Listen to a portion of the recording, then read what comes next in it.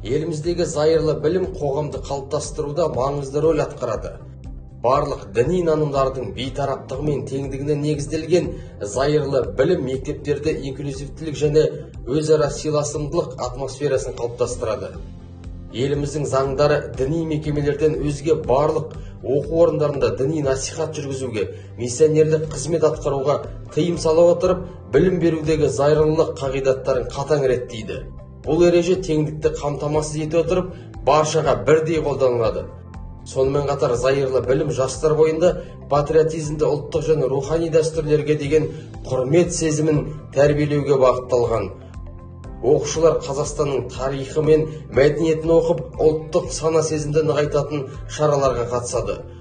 Бұл оларға жас кезден бастап өз пікірін өзгелерге міндеттемей, басқалардың діни сенімін түсініп құрметтеуге көмектеседі.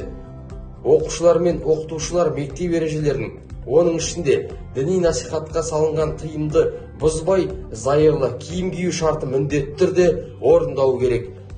Бұл білім беру ортасының барлық оқушылар үшін бейтарап және қауіпсіз болуын қамтамасыз етеді.